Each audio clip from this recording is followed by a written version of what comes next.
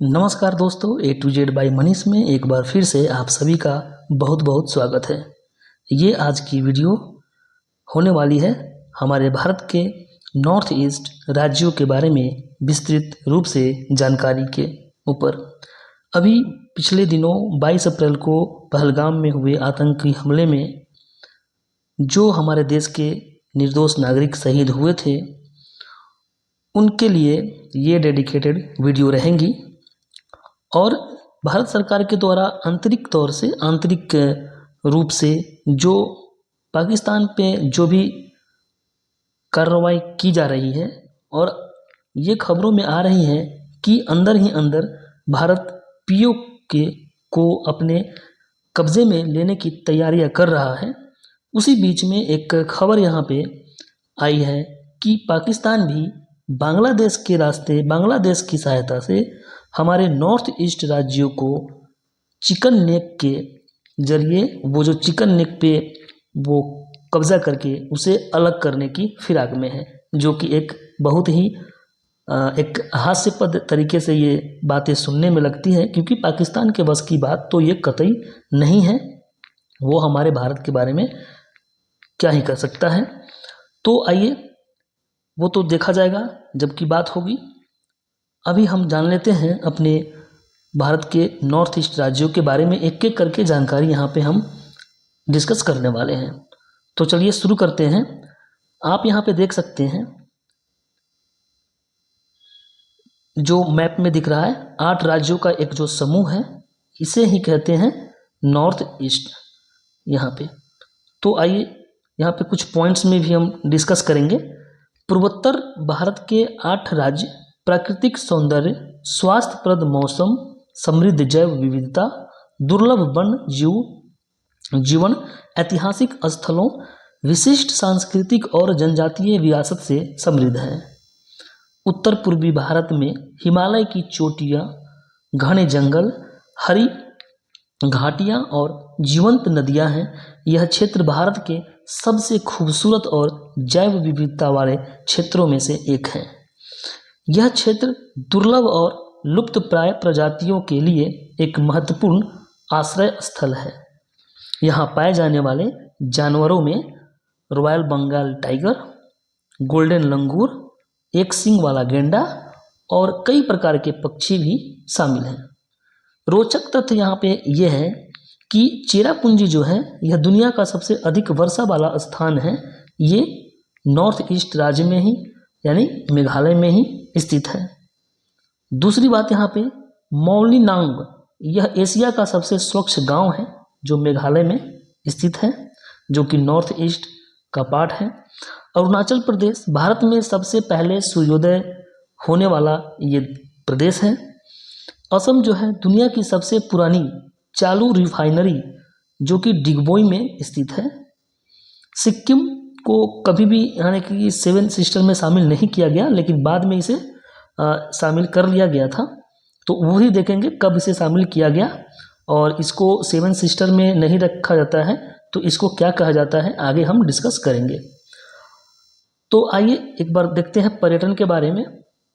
पर्यटन के लिहाज से अगर देखा जाए तो उत्तर पूर्वी भारत में कई प्रसिद्ध पर्यटन स्थल हैं, जिनमें असम में माजुली द्वीप, जो कि आप यहाँ पे देख सकते हैं, माजुली द्वीप। मेघालय में मौलिनांग, जो कि एशिया का सबसे स्वच्छ गांव है। अरुणाचल प्रदेश में लोहित नदी, त्रिपुरा में उज्जैन महल और भी बहुत सारे पर्यटन स्थल यहाँ पे मौजूद हैं। उसके बाद में आप देखेंगे यहाँ पे ये माजुली द्वीप पे बना हुआ ये कितने शानदार आप देख सकते हैं। तो आइए देखते हैं भारत का पूर्वोत्तर क्षेत्र, जिसे 7 सिस्टर यानी 7 बहनें भी कहा जाता है, इसमें 8 राज्य शामिल हैं। जैसा कि आपने ऊपर मैप में देखा था, अरुणाचल प्रदेश, असम, मणिपुर, मेघालय, मिजोरम, नागालैंड, सिक्किम और त्रिपुरा।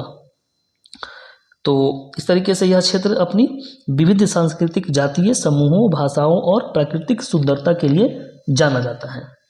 उसके बाद में आप यहाँ पे आगे चलेंगे, इतिहास के बारे में हम जानेंगे कि ये नॉर्थ ईस्ट का इतिहास क्या रहा है। तो सबसे पहले 1947 में स्वतंत्रता के समय ये क्षेत्र जो था, 3 राज्य थे इस क्षेत्र में। उस समय 7 राज्य नहीं थे। उस समय 3 क्षेत्र थे, मणिपुर, त्रिपुरा और असम। बस यही 3 क्षेत्र उस समय हुआ करते थे। उसके बाद में 1963 में नागालैंड को अगला राज्य बनाया गया। फिर 1972 में यहाँ पे मेघालय और मिजोरम को राज्य बनाया गया। फिर 1987 में अरुणाचल प्रदेश को भी राज्य बनाया गया। फिर उसके बाद में 2002 में सिक्किम को पूर्वोत्तर क्षेत्र का हिस्सा बनाया गया। तो हम पिछले क्या बताए हैं, पीछे बताए हैं कि सिक्किम को पहले उसमें शामिल नहीं किया गया था, लेकिन 2002 में इसे पूर्वोत्तर क्षेत्र में शामिल किया गया। उसके बाद में आइए भौगोलिक स्थिति के बारे में देखते हैं। नॉर्थ ईस्ट की भौगोलिक स्थिति क्या है। तो यहाँ पे पूर्वोत्तर भारत हिमालय के पूर्व में स्थित है, जो इसे एक अलग भौगोलिक क्षेत्र बनाता है। हिमालय के ये किस में स्थित है? पूर्व में स्थित है। पूर्वोत्तर भारत पूर्वी हिमालयी और उत्तर पूर्वी पहाड़ियों से घिरा है। यह क्षेत्र ब्रह्मपुत्र और बराक नदी घाटियों से भी प्रभावित है, यानी कि मेन रूप से ब्रह्मपुत्र और बराक नदी यहाँ पे बहती है। उसके बाद में यह क्षेत्र विभिन्न पड़ोसी देशों के साथ मिलकर लगभग 5182 किलोमीटर की अंतर्राष्ट्रीय सीमा साझा करती है, जिसमें चीन, म्यांमार, बांग्लादेश, नेपाल और भूटान शामिल हैं। क्षेत्र का क्षेत्रफल जो है, नॉर्थ ईस्ट क्षेत्र का जो क्षेत्रफल है, यहाँ पे आप देख सकते हैं 2,62,184 किलोमीटर स्क्वायर है, जो कि भारत के क्षेत्रफल का लगभग 8% है। उसके बाद में यह देश, यह जो नॉर्थ ईस्ट है, बांग्लादेश, भूटान, चीन, नेपाल, म्यांमार, इन सब देशों से घिरा हुआ है और भारतीय राज्य भी कई इसमें सीमा साझा करते हैं, वो भी हम आगे डिस्कस करेंगे एक एक करके। उसके बाद में आगे देखते हैं, यह क्षेत्र नम अर्ध उष्णकटिबंधीय जलवायु के साथ गर्म और उमस भरे ग्रीष्मकाल, अत्यधिक वर्षा और हल्की ठंडी के साथ यहाँ पे मौसम रहती है। राजनीतिक दृष्टिकोण से और प्रशासनिक दृष्टिकोण से अगर देखा जाए तो यहाँ पे भारत जो है, भारत को ये पूर्वोत्तर जो भारत का राज्य है, यह 28 राज्यों में से एक माना जाता है, वो तो सब जानते हैं हम लोग। उसके बाद में यह क्षेत्र ऐतिहासिक रूप से ब्रिटिश शासन के अधीन था, वो तो पूरा भारत ही अधीन था, और आज़ादी के बाद कई राज्यों का गठन किया गया, जिसे हमने पीछे देखा कि कब कब बाकी के 5 राज्य जो थे वो बने, क्योंकि पहले 3 राज्य ही इसमें शामिल थे। उसके बाद में वर्तमान में इसमें 8 राज्य शामिल हैं, जिसे 7 बहन भी कहा जाता है। बाकी जो सिक्किम है उसे 2002 में शामिल किया गया था, और सिक्किम को इन 7 बहनों का भाई भी कहा जाता है। आप एक चीज़ यहाँ पे जान सकते हैं। उसके बाद में पूर्वोत्तर भारत को भारत सरकार द्वारा लुक ईस्ट नीति, लुक ईस्ट पॉलिसी जो थी, उस समय के प्रधानमंत्री पीवी नरसिम्हा राव के द्वारा 1991 में लागू किया गया था। इसके तहत उस क्षेत्र के को मतलब कि ज़्यादा ध्यान दिया जाता है क्षेत्र के विकास के लिए। उसके बाद में यहाँ पे सिलीगुड़ी कॉरिडोर, यहाँ पे जो सिलीगुड़ी कॉरिडोर जो है, इस क्षेत्र को, नॉर्थ ईस्ट क्षेत्र को भारत से जोड़ता है, और इसी सिलीगुड़ी कॉरिडोर को यहाँ पे चिकन नेक ऑफ इंडिया कहा जाता है। यहाँ पे आप देख सकते हैं इस मैप में, ये जो सर्कल बना हुआ है ये सिलीगुड़ी कॉरिडोर है, और इसे ही चिकन नेक ऑफ इंडिया कहा जाता है। तो चिकन नेक ऑफ इंडिया जो है भारत के सिलीगुड़ी कॉरिडोर को कहा जाता है। यह पश्चिम बंगाल में स्थित एक संकीर्ण भूभाग है। यह कहाँ पे है? पश्चिम बंगाल में स्थित यह सिलीगुड़ी है, जो कि एक पतला सा भूभाग है जो भारत के मुख्य भूमि को पूर्वोत्तर राज्यों से जोड़ता है। बाकी यह मुर्गी की गर्दन की तरह दिखता है, इसलिए इसे चिकन नेक कहा जाता है, और इसी चिकन नेक के जरिए ये जो पाकिस्तान है वो भारत को अलग करने की सोच रहा है, जो कि एक आप समझ सकते हैं। उसके बाद में आप यहाँ पे देखेंगे सांस्कृतिक महत्व के अगर दृष्टिकोण से देखा जाए तो यह क्षेत्र कई जनजातियों का घर है, जिनमें कुछ मुख्य जनजातियां हैं। आगे हम जनजातियों के बारे में विस्तृत रूप से पढ़ने वाले हैं। तो यहाँ पे हम एक ओवरव्यू देख रहे हैं कि इसमें बोडो, निसी, गारो, नागा, भूटिया, ये सारी जनजातियां यहाँ पे मुख्य रूप से पाई जाती हैं। उसके बाद में पूर्वोत्तर राज्यों के बारे में अब एक एक करके इस राज्य के बारे में हम यहाँ पे जानेंगे। तो हम पहले जानते हैं अरुणाचल प्रदेश के बारे में। यहाँ पे अरुणाचल प्रदेश में A to Z जानकारी यहाँ पे आपको मिलने वाली है अरुणाचल प्रदेश के बारे में। तो आइए शुरू करते हैं। अरुणाचल प्रदेश आप यहाँ पे देख सकते हैं मैप में, ये जो रेड कलर है ये अरुणाचल प्रदेश है। अरुणाचल प्रदेश के विभिन्न यहाँ पे जगहों को आप इस मैप में देख सकते हैं। अब आइए देखते हैं अरुणाचल प्रदेश के बारे में एक एक जानकारी। तो यहाँ पे अरुणाचल प्रदेश को 20 फरवरी 1987 को राज्य का दर्जा प्राप्त हुआ, पूर्ण राज्य का दर्जा इसे प्राप्त हुआ। अरुणाचल प्रदेश पूर्वोत्तर भारत के 7 महान राज्यों में सबसे बड़ा राज्य है। तो यहाँ पे एक सवाल ये भी बन सकता है कि जो उत्तर पूर्वी भारत का भाग है उसमें सबसे बड़ा राज्य कौन सा है, तो अरुणाचल प्रदेश है।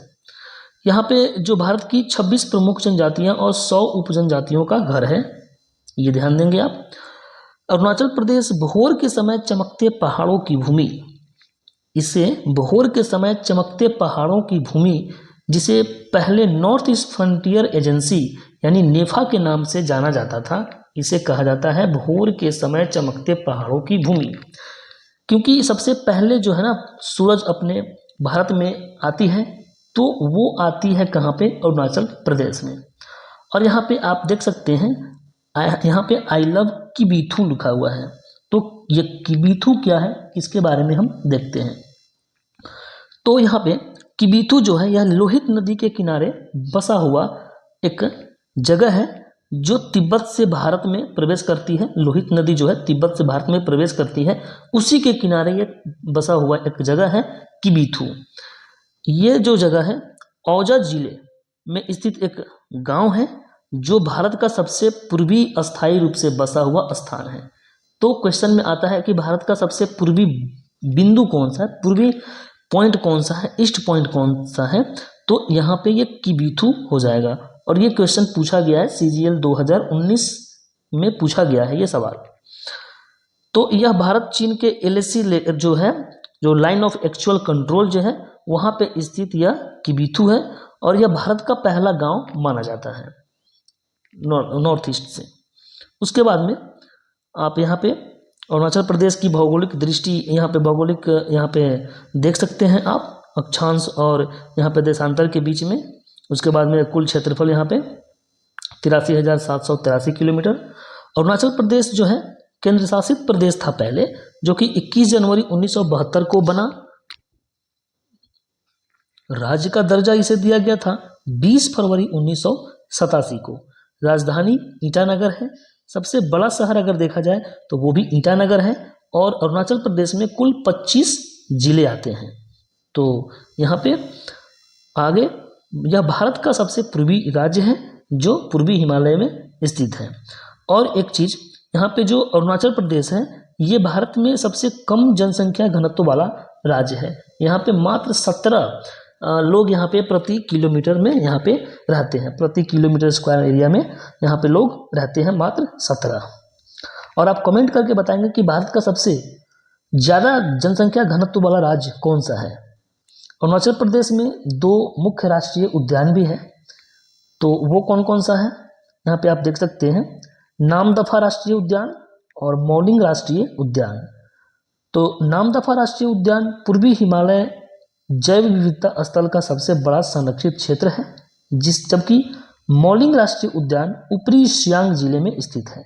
तो आपसे ये सवाल में पूछा जा सकता है कि नामदफा राष्ट्रीय उद्यान कहाँ पे स्थित है, तो आप यहाँ पे अरुणाचल प्रदेश आंसर करेंगे। अरुणाचल प्रदेश में कई वन्य जीव अभ्यारण्य भी हैं, जिनमें यहाँ पे आप देख सकते हैं दिबांग वन्य जीव अभ्यारण्य, टैली घाटी वन्य जीव अभ्यारण्य और पखुई वन्य जीव अभ्यारण्य प्रमुख हैं। ये अभ्यारण्य विभिन्न प्रकार के वन्य जीवों जैसे कि पांडा, लाल गोरल, कस्तूरी मृग और विभिन्न पक्षियों के लिए जाने जाते हैं। महोवा झील जो है ये भी अरुणाचल प्रदेश में ही स्थित है, जो कि क्रिस्टल साफ पानी के लिए प्रसिद्ध है। अरुणाचल प्रदेश में कई भाषाएं बोली जाती है यहाँ पे, जबकि आधिकारिक जो भाषा है वो है क्या, अंग्रेजी है यहाँ की आधिकारिक भाषा। लेकिन हिंदी भी यहाँ पे आम बोलचाल में व्यापक रूप से इस्तेमाल की जाती है। इसके अलावा कई स्थानीय भाषाएं भी हैं, जिनमें विभिन्न जनजातियों द्वारा बोली जाती है, जैसे कि नीसी, अपातनी, मिसमी आदि। ये सब जो भाषाएं हैं यहाँ की जनजातियों के द्वारा बोली जाती है। अरुणाचल प्रदेश की कला और शिल्प के बारे में यहाँ पे कुछ पॉइंट देखते हैं। जैसे स्थानीय पुरुष बुनाई, कालीन बनाने, लकड़ी की नक्काशी, पेंटिंग, मिट्टी के बर्तन बनाने, आभूषण बनाने, बेंत और बांस के काम, लोहार के काम, टोकरी बनाने और कई अन्य कामों में कुशल हैं। महिलाएं हस्तशिल्प और हथकरघा बनाने में माहिर होती हैं यहाँ की। उसके बाद में आप देखेंगे यहाँ पे महिलाएं के द्वारा यहाँ पे कार्य किए जा रहे हैं और इस तरीके से कितना शानदार यहाँ पे अरुणाचल प्रदेश का ये एक जगह है। अरुणाचल प्रदेश के प्रमुख लोक नृत्य और जनजाति के बारे में देख लेते हैं। यहाँ पे अरुणाचल प्रदेश का ये लोक नृत्य यहाँ पे कर रही हैं सब। यहाँ पे पोंग हो रही है और इस तरीके से यहाँ पे आजी लामू, जो कि मोनपा जनजाति के द्वारा ये नृत्य किया जाता है। आजी लामू। बुया, जो कि निसिंग जनजाति के द्वारा किया जाता है।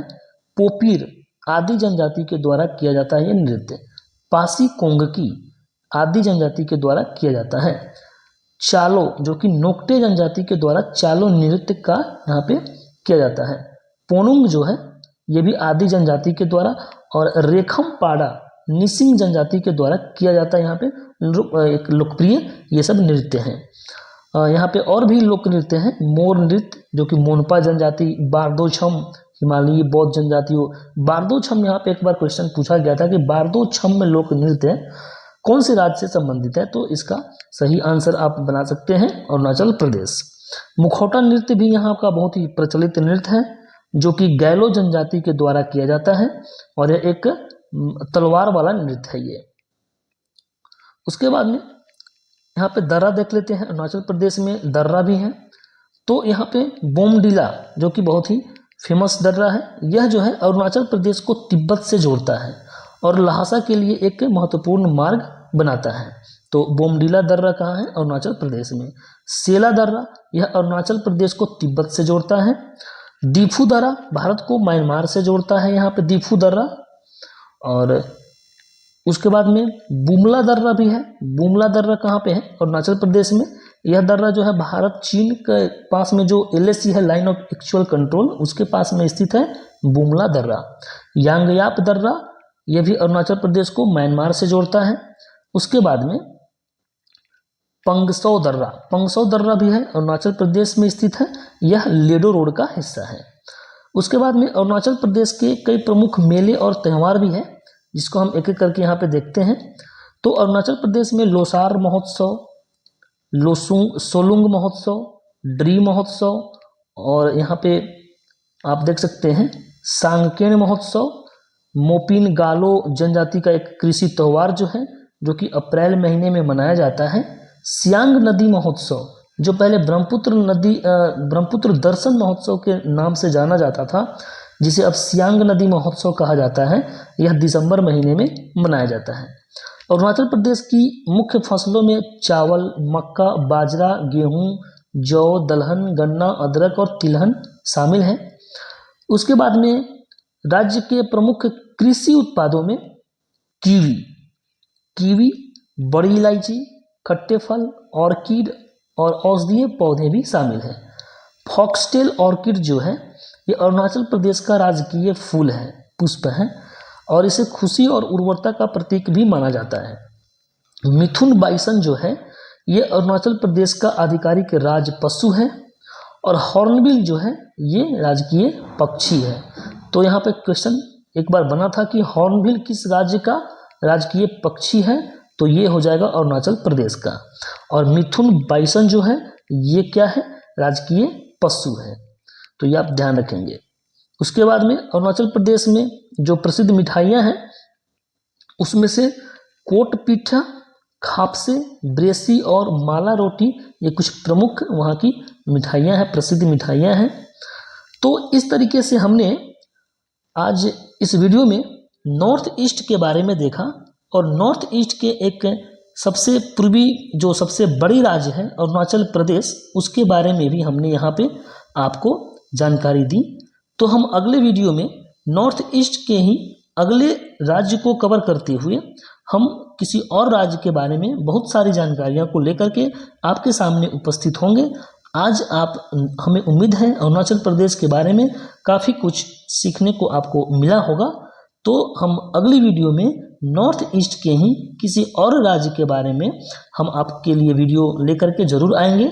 अगर आपको इन 8 राज्यों में से किसी भी राज्य पे वीडियो चाहिए कि हाँ पहले नागालैंड पे आनी चाहिए या फिर असम पे आनी चाहिए, तो आप कमेंट में ज़रूर कमेंट कर सकते हैं और बता सकते हैं कि कौन से राज्य पे वीडियो हम लाएं। तो इसी बात के साथ में हम आपसे विदा लेते हैं और मिलते हैं अगली वीडियो में। तब तक के लिए जय हिंद।